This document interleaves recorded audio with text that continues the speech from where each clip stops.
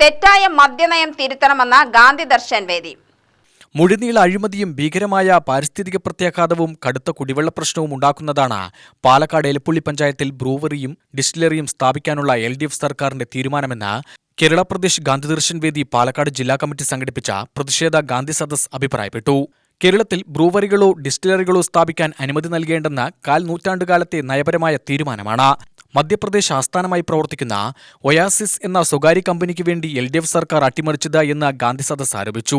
ഘട്ടം ഘട്ടമായി മദ്യവർജനം നടപ്പാക്കുമെന്ന പ്രഖ്യാപിത നയം കാറ്റിൽ പറത്തിയാണ് ഇടതു സർക്കാർ മാനദണ്ഡങ്ങൾ പാലിക്കാതെ ബാറുകളും ഹബ്ബുകളും യഥേഷ്ടം തുടങ്ങിയിരിക്കുന്നത് എന്ന് പ്രതിഷേധ ഗാന്ധി സദസ് ഉദ്ഘാടനം ചെയ്തുകൊണ്ട് DCC പ്രസിഡന്റ് തങ്കപ്പൻ പറഞ്ഞു. ഈ വെള്ളത്തിന്റെ കാര്യം നോക്കുകയാണെങ്കിൽ ഞാൻ ഇതുപോലെ സംവാദത്തിൽ പോയ ആളാണ്. പെപ്സിയും കൊക്കക്കോലയും വന്ന സമയത്ത് വെള്ളത്തിനെതിരെ DYFക്കാരും മറ്റും സമരം ചെയ്തപ്പോൾ ഞാൻ അന്ന് യൂത്ത് കോൺഗ്രസ് സംസ്ഥാന സെക്രട്ടറിയാണ്. എൻ്റെ കയ്യിൽ മുഴുവൻ കണക്കിൻ്റെ കൊടുത്ത ടോട്ടൽ ബീവറേജിൽ ടോട്ടൽ വെള്ളം ഊട്ടിയത് കണക്ക് നോക്കുമ്പോൾ ഈ പെപ്സിയും കൊക്കക്കോലയും ഊട്ടിയതിൻ്റെ ഇരട്ടിയാണ് ബീവറേജ് വരെ എല്ലാവരും എടുത്തിട്ടുള്ളത്. പക്ഷേ അന്ന് പെപ്സിക്കെതിരെ സമരം ചെയ്ത വെള്ളത്തിൻ്റെ എല്ലാ സമരം വെള്ളത്തിൻ്റെ പേരിലാണെന്ന് എനിക്ക് വിശ്വാസമില്ല. ഞാനും നിങ്ങളുടെ മുന്നൂർ ഗോകുൽദാസ് അന്ന് DYFയുടെ സംസ്ഥാന വൈസ് പ്രസിഡന്റ്, ഞങ്ങൾ അവർ രണ്ടുപേരും സംഭവം ഉണ്ടായിരുന്നു.